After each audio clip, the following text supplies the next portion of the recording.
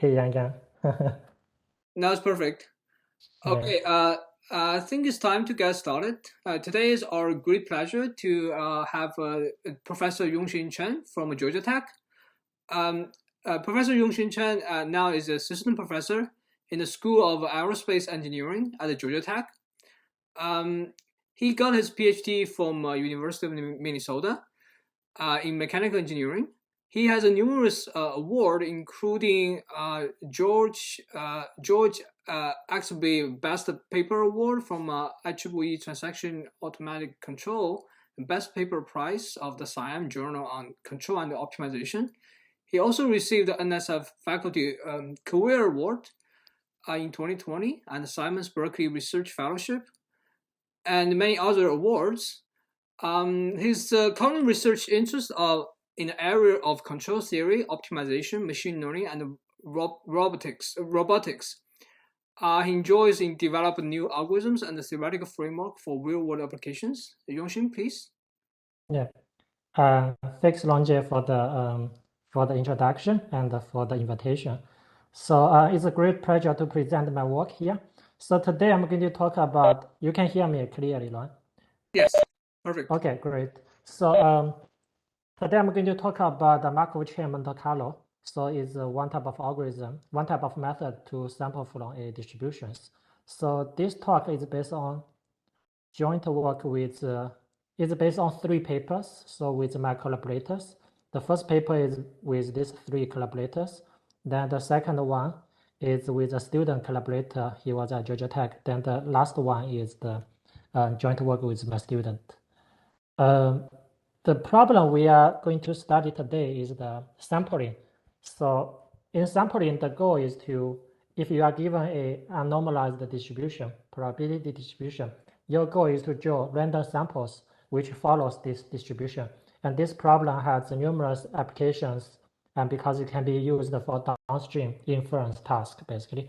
A very popular algorithm to sample for the sampling task is called the Markov chain Monte Carlo, or people call this MCMC.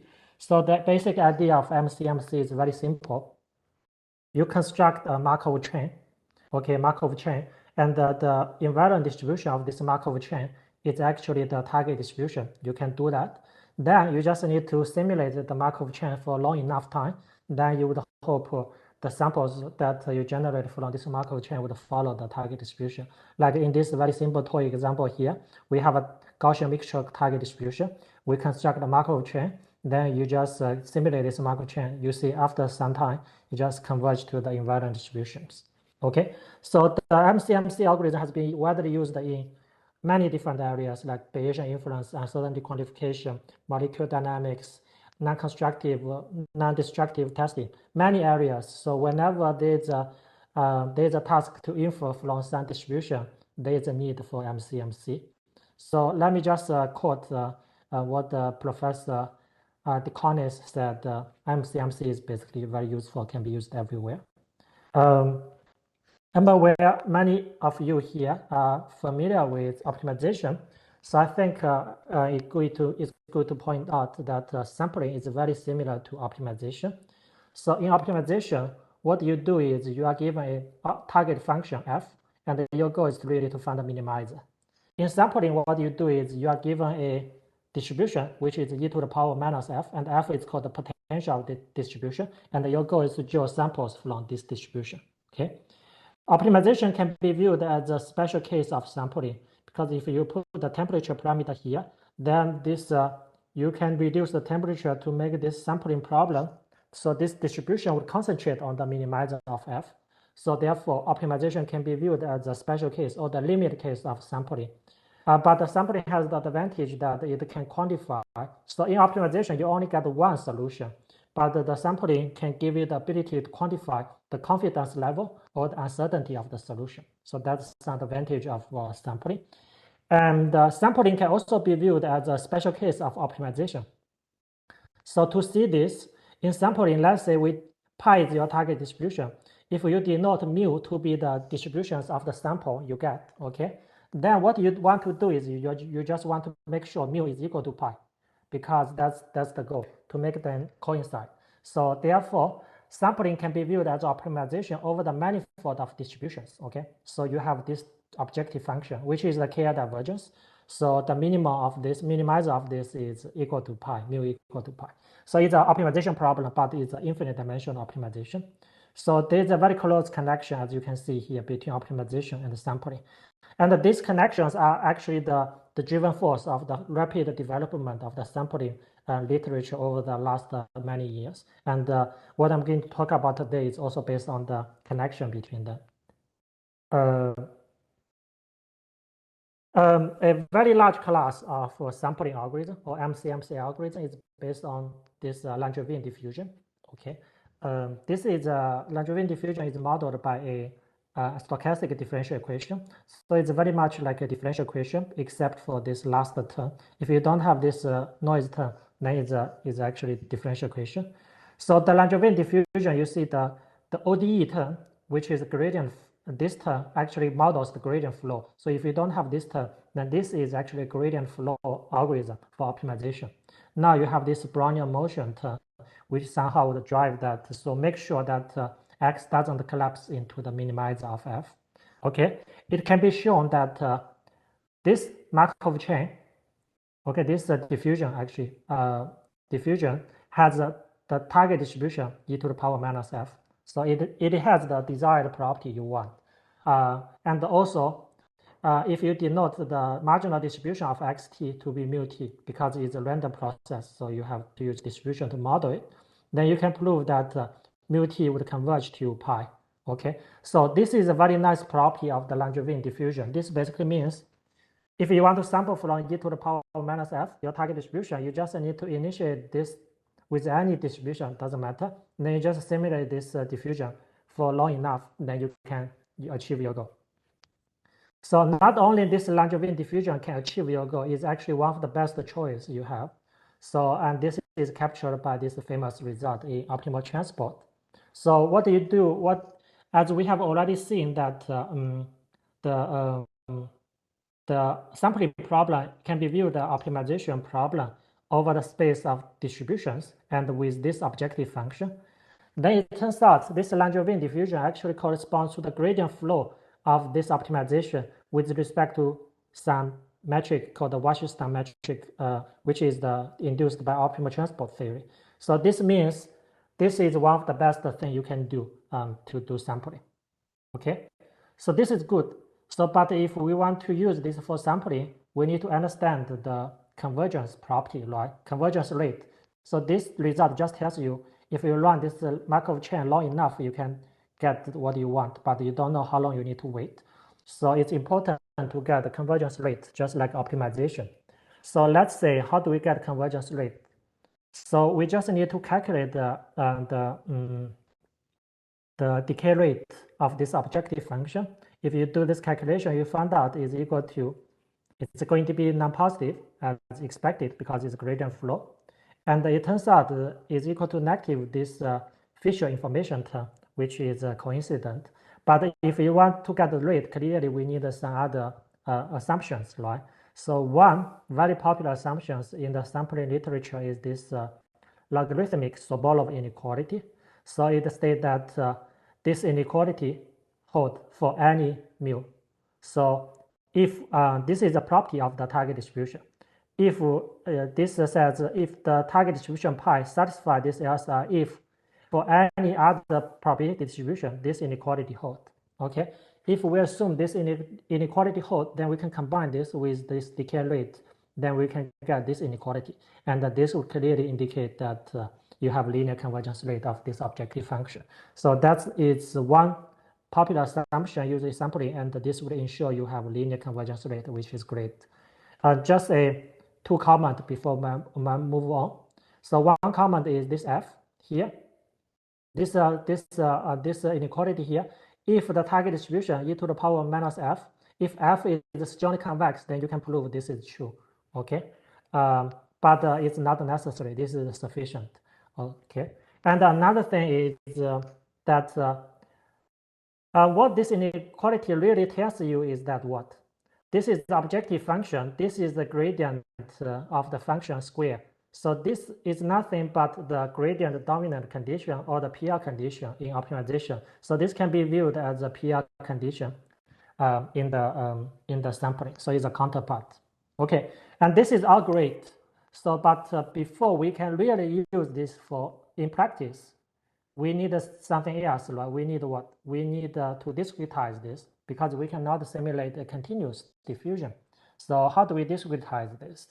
So one very popular and naive approach is this Euler discretization or Euler-Maruyama discretization. So it's basically the same as Euler discretization, but you have this additional term which account for the Brownian motion part. Okay. So this algorithm is very easy to implement, and it has reasonable performance. But there is one important drawback of this is it has asymptotic bias. Okay, meaning that the invariant distribution of this discrete Markov chain, which denoted by mu infinity, is actually not equal to the target distribution. Of course, this mu infinity is going to converge to pi as the step size mu goes to 0. But for any finite eta, for any finite step size eta, they are not the same. So which basically means the asymptotic bias. So because of this, if you want to have certain accuracy, you have to choose a step size small enough, and the step size would actually depend on your accuracy. So this will give you a low accuracy solution, and this is a very big difference between to the optimization, which doesn't depend on that. And yes, so the question we asked is there any other better discretization scheme for Langevin diffusion so that we can get rid of this? Okay. So in optimization literature, right, you have Euler discretization, which is the gradient descent, but you can also have other ways to discretize the gradient flow. Another popular way is called this proximal point optimization. So what you do is you at every iteration you solve this optimization problem. Okay, in the ODE literature, this is basically the backward Euler discretization. So this algorithm has some advantage over the forward Euler, and one particular property is it's quite stable. It doesn't depend on the step size, and there could be some other advantage. Okay, so but the point is there could be other discretization schemes. So here we ask the question that can we develop a proximal point method for sampling? Okay, there have been some attempts before. One attempt is this proximal Langevin algorithm. Basically, what you do is you just replace this gradient step here by proximal point method, proximal operator. Okay, it's very easy to implement, but this algorithm still, one can show it still has this asymptotic bias, so you cannot get rid of that. There's another approach called the JKO scheme. Basically, the idea is because the sampling can be viewed as optimization of this, let's say, because the Langevin diffusion can be viewed as the gradient flow of this objective function with respect to this metric. Therefore, we can just use this discretization on this manifold directly. So it's basically the same as this one, but now objective function is Kerr divergence. The metric becomes Wasserstein metric. So it's in infinite dimensional space. You do this. Okay, this scheme has a very nice convergence property. It's basically the same as the continuous time diffusion, but the problem is it's not implementable. Okay, so can we do better? It turns out we can, and this is this proximal sampler I'm going to discuss today. This framework was first proposed in this paper, a very beautiful paper. The idea is actually quite simple. What you do is you augment your distribution to a distribution in x, y. So originally you have e to the power minus fx. Okay, that's your target distribution. Now you augment this so that it becomes a joint distribution between x and y. And one nice property of this distribution is that the marginal of this distribution over x is the original one, is e to the power minus fx. To see this, you just need to take the integral of this with respect to y. Then you realize it is going to reduce to e to the power minus fx. So you augment this distribution into a distribution of xy. Then you try to develop an algorithm to sample from this joint distribution. Because if you do that, then the X would follow the original target, right? So one of the most popular way to sample from a joint distribution is the Gibbs sampling. So the way Gibbs sampling works is that you alternatively update X and Y. So like this, you fix X, you sample Y following the conditional distribution. Then you fix the Y, then you sample X based on the conditional distribution. Okay, and it is well known that this algorithm is going to converge to the stationary distribution, which is this one, and so it doesn't have bias. So it's one desired property we want. But let's look at how we can implement this. So conditional distribution of Y given X, if you just look at this as the distribution of Y, it's a Gaussian, and the mean is xk. The variance is just eta. So it's very easy to implement. But if you want to sample this X conditional on Y, then you need to sample from this distribution for any given fixed Y. And this in itself is a sampling problem. So this is a problem we need to investigate. But for now we can assume there's oracle, and we call this, or they call this restricted Gaussian oracle. So it's oracle to sample from this distribution. Okay, so this operator here, this RGO, it's very similar to the proximal operator in optimization. To see this, you see, this is what you do in optimization. This is what you do in sampling. In optimization, this is the proximal step. And in sampling, this is your RGO step. As you can see, there is a very close connection and similarity between them. Okay, so this is the proximal, and this is the reason we call this framework proximal sampler. So the Gibbs sampling already ensures that this proximal sampler would converge to the distribution we want. But the classical theory doesn't tell you how fast this will converge. So you don't have the non-symptotic performance. So therefore, one question we need to understand is how fast does the proximal sampler converge? Okay. Then another question is, because in each of these iterations of this proximal sampler, we have to implement this RGO. We need to find an efficient way to implement this. Otherwise, this is just a conceptual framework which cannot be used directly. Okay, we are going to address these two questions in the rest of the talk. Sorry, Yongxin, may I clarify? Yes. So for the RGO part, when you do the sampling, do you still use JKO or something else? Because you mentioned JKO is not computationally tractable. Yeah, no, this is basically, it's a sampling problem, right? Y is fixed.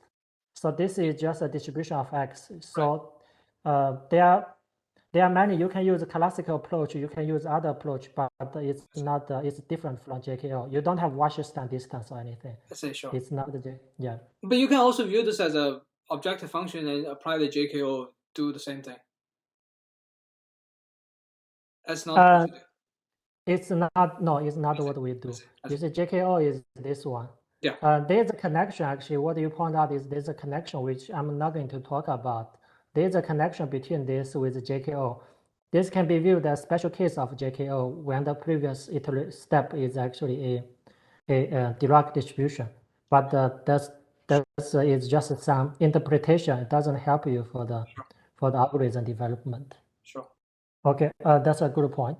So, but yeah, these are the two questions I'm going to address. Okay. So let's start with the convergence of this proximal sampler, assuming the RGO can be implemented.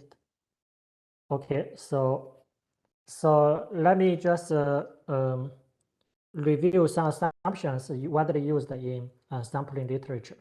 So just like in optimization, you would have convexity, non-convexity, and PR condition, this type of conditions for your algorithm to work nicely. In sampling, you also have similar conditions. And these are the four of the most popular assumptions. The first two basically assumes strong convexity or convexity of the potential function. And the next one is the LSI we just mentioned about. It can be viewed as a PR condition for sampling. Then the weakest one is the Poincare inequality. And this is what people know as the spectrum gap. And this is normally the weakest assumption you can make. Otherwise, there's no way you can develop a MCMC algorithm. So the continuous time Langevin diffusion has a very nice convergence property of this, and these are standard results actually. We have already discussed the third one, but even for the other several assumptions, you can also have very nice property. For instance, the first one, if it's strongly convex, then the Washington distance between your distribution to the target one converge linearly. If you have only convexity, not strong convexity, then you have your objective function converge sublinearly. You see, these are exactly the same as the optimization literature. And then the last one is Poincare, but it's also going to give you linear convergence rate, but it's for chi-square distribution. So this is for the continuous time Langevin diffusion. How about the proximal sampler? It turns out we can also establish some very nice result. So let's introduce some notation. So the proximal sampler, what I mean is this: you keep iterating these two iterations. The first iteration is Gaussian. The second iteration is the RGO step. If we denote the distribution of this xk by log k x, okay, then it turns out under the assumption that f, the potential, is strongly convex, you can prove this, okay? Washington distance converge linearly, okay, with this rate. And this can be compared with the proximal point method in optimization, which has exactly the same convergence rate, okay? One of our main contribution of this work is we prove the convergence for weaker assumptions. So this result was established in the original paper that proposed this proximal sampler. We extend the result to weaker assumptions, but the proof techniques are completely different. So the proof they have cannot be used in any way. So we prove this three convergence result. So in the convex case, you have sublinear convergence rate. In the LSI case, you have linear convergence rate. In the Poincare inequality, you also have linear convergence rate for different objective functions. And as you can see, this rate match exactly with the continuous time rate, I mean, up to a constant. So this means our rate is tight. So you cannot beat this. This is the tight result. And also, all these results match the proximal point result in optimization literature. I'm not going to have time. I think I don't have too much time. So I'm not going to have time to discuss the proof. It's quite a tricky proof, but so I'm going to skip this part. But a key result we develop to establish this proof is that this strong data processing inequality. Okay, let me just briefly mention this. It states that if you have a diffusion process which looks like this, if you have two different realization of this diffusion, so let's say mu t is the distribution of zt if the initial condition is mu 0. Nu t is the distribution of zt if the initial condition is nu 0. Okay, so different simulations of the same diffusion process.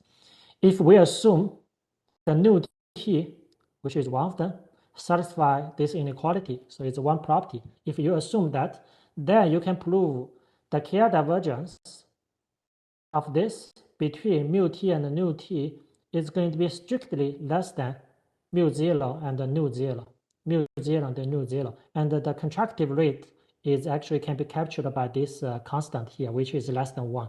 Okay. This is also a tight result, which means there's an example that this is exactly the convergence rate, so the contractive rate. So you cannot improve this. This is called the data process inequality. So the data process inequality says that the output, the K divergence, is always less than equal to the input. Here, the result is stronger because we have strict contractiveness.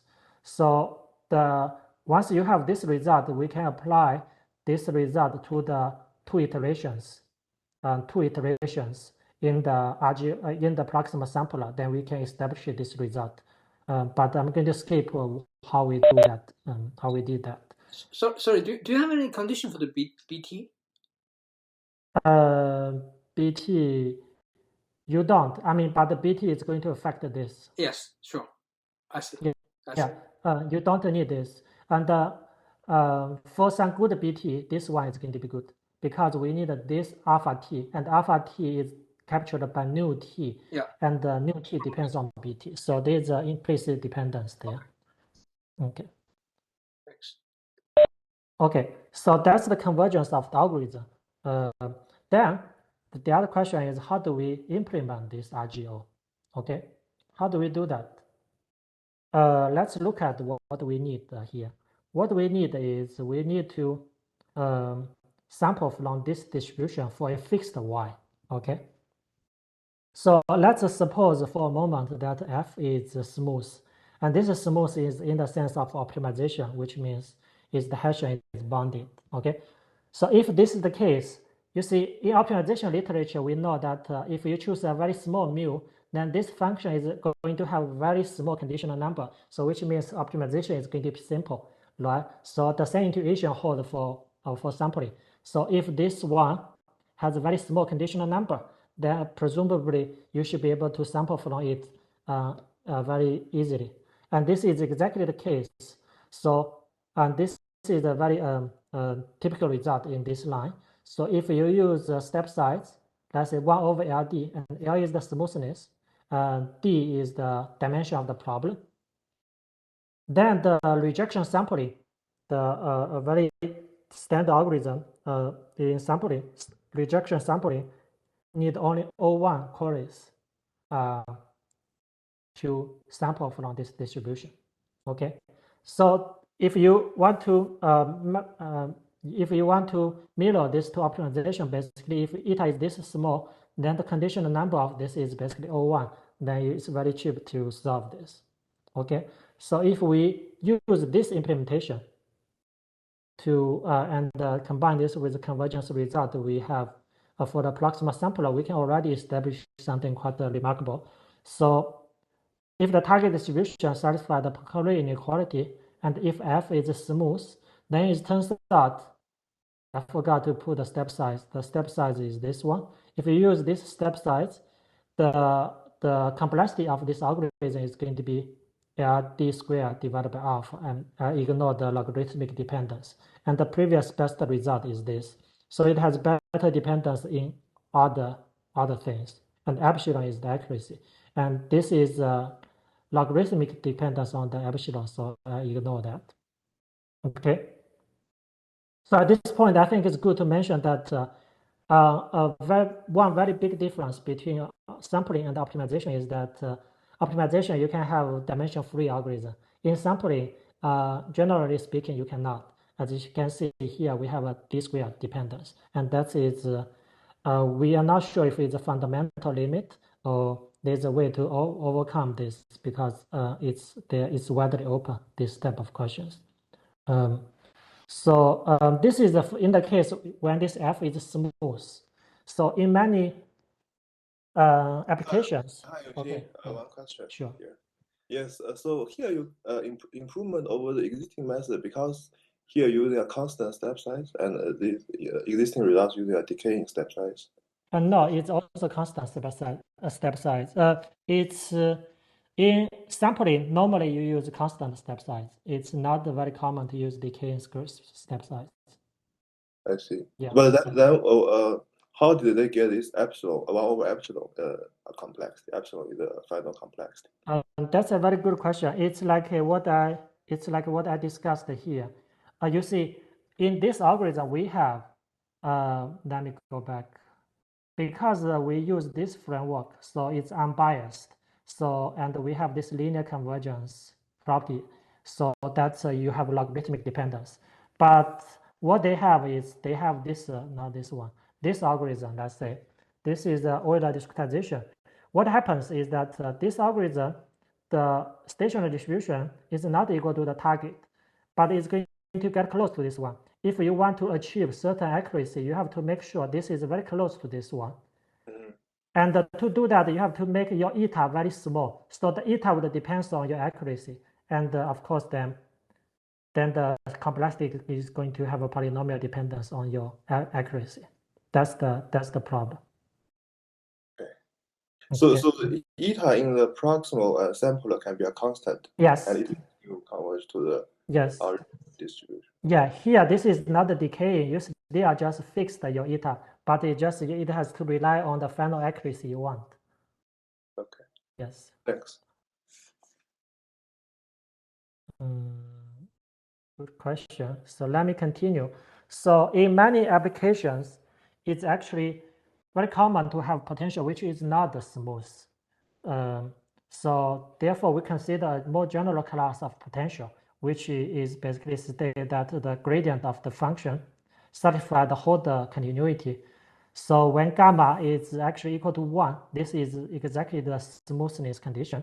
But if gamma equal to 0, this is a non-smooth condition, which means the function is Lipschitz continuous. But if gamma is between 0 and 1, so this is called the weakly smooth. So this condition is quite general, so it captures most of the things we are interested in. And if you compose multiple of these together, then it basically covers almost everything you see. Okay, we want to analyze and we want to develop an algorithm for this type of problem with this type of non-smooth or semi-smooth potential. How do we do that? It turns out we can again use the rejection sampling. So this is again the RGO, what we need to do and why it's fixed. Okay, so this is the rejection sampling. You need a proposal, okay? And this proposal has to satisfy some distribution, satisfy some property. Okay, then you need to sample from this proposal distribution. Then you generate another random variable uniformly from 0 and 1. Then you check this inequality. If it holds, then you accept this. Otherwise, you repeat until you hold, until you accept this. Okay, and one important quantity here to quantify the complexity of this rejection sampling is the acceptance rate. Okay, how many times this will get rejected, and this can be calculated by this. And this one normally is very difficult to capture, so it's common to use another quantity to lower bound this. Okay, just to summarize that in rejection sampling, what you need is you need to find the two bound of your potential. One lower bound, which is used as a proposal, and one upper bound, which is used to bound this acceptance rate. The one property of the proposal is this has to be very easy. So I think the only choice at this time is the Gaussian. Normally, people always use Gaussian, so this is a quadratic function.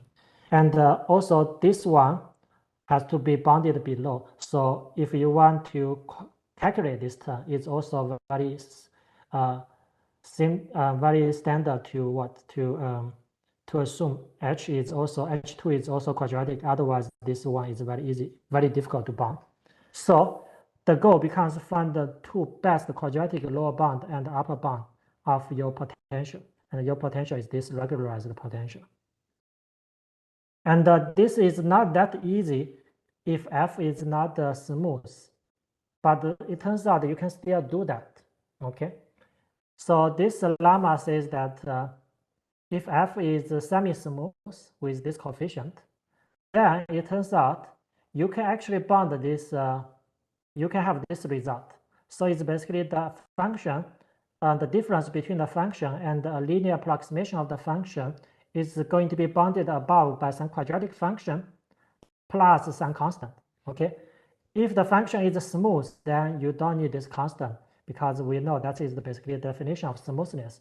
But if the function is not smooth, you can still do that, but you would have an additional constant. And the proof is based on a Young's inequality. I would skip.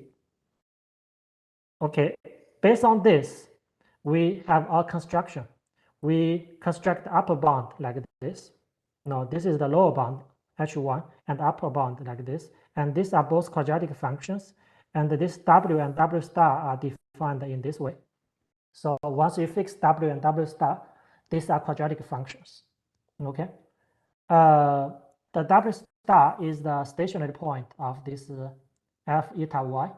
So, and because you need to implement H1 e to the power minus H1y, we cannot assume we have access to this. So instead, when we construct H1, we use the approximate version of this W star.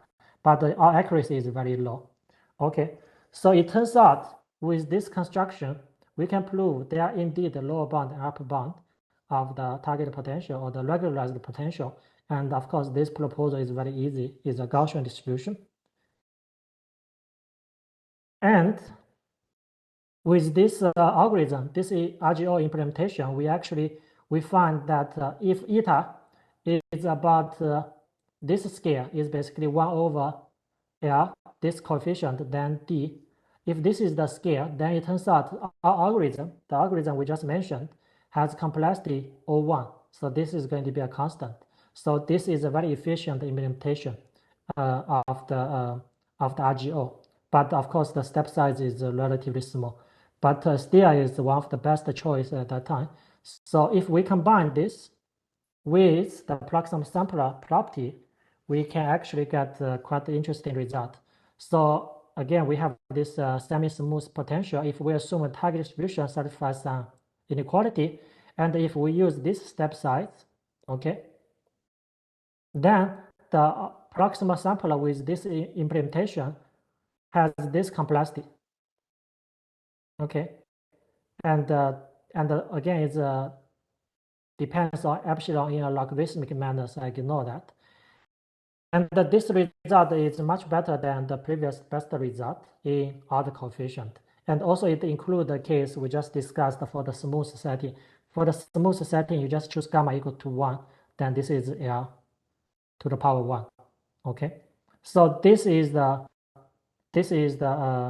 a combination of the RGO implementation and the proximal sampler convergence result. We get a very good convergence complexity. Okay, but is this the end of the story? So in all these implementations, so in this line of research at least, eta has to be, if you just ignore the coefficient dependence, just consider dimension dependence, it's always 1 over D. So this gives you the complexity has to have at least D to the power 1 complexity for the sampling algorithm. But there are already some sampling algorithm which can do better than this. So can we do better with this RGO implementation? It turns out we can. So that is the next thing I'm going to discuss, and I have only maybe 10 minutes. So I'm going to quickly go through this. So this is based on some existing paper actually. This was a beautiful paper by Li. So it's for the RGO implementation. So it's for a special case though. If you assume F is Lipschitz continuous, okay, which is non-smooth but the Lipschitz continuous case, it turns out they develop an algorithm like this, which can achieve O1 complexity, but the step size doesn't depend on D. Doesn't depend on D, and that is remarkable. And with this, they can get a sampling algorithm from Lipschitz potentials with dimensional free dependence, which is quite interesting. And the key result, the key step in their proof relies on this concentration inequality, which is state that if you have a Gaussian random variable, if G is a Lipschitz constant, Lipschitz continuous function, then the probability of Gx deviate from the mean is very small. It actually has a Gaussian tail. Okay, so but this one, the result they have heavily relies on this, and therefore they cannot generalize. At least they didn't do that. So the question we ask is, can we have a similar performance even if F is not the Lipschitz continuous? But let's consider F to be semi-smooth or even smooth. Can we do that? It turns out we can still do that. This is the algorithm we proposed. It's a very interesting algorithm. So let me just spend 1 minute here. So in this algorithm, remember Y is fixed. So in this algorithm, every iteration we first get the minimizer of this. Then you modify your F to F hat by a linear modification. Then you generate 2 samples instead of 1 in rejection sampling. You generate 2 samples from this Gaussian distribution. Then you generate the random variable uniformly from 0 and 1. Then you check this inequality. If this holds, then you accept X. Otherwise, you reject X and go back to this one and redo this. Okay. It turns out this is very similar to a rejection sampling, but it's not. It turns out with this algorithm, you can actually get much better dimension dependence. And this is our main result here. It stated for the algorithm on the previous page, if eta is equal to 1 over this coefficient dependence, then this dimension dependence, then the algorithm we proposed has O1 complexity. And it would give you a sample which is delta distance away from the target one. So it doesn't match exactly your target distribution, but the dependence is logarithmic, so it doesn't really matter. Okay, so this one is better than the rejection sampling we discussed a few slides ago. In rejection sampling, we have 1 over the same coefficient dependence, but this dependence is d. But here is d to the power gamma plus 1 plus gamma, so it's smaller, so it has better performance. I don't have time to discuss the proof of this, but I'm going to mention a concentration inequality here, which is quite interesting, some thing we established.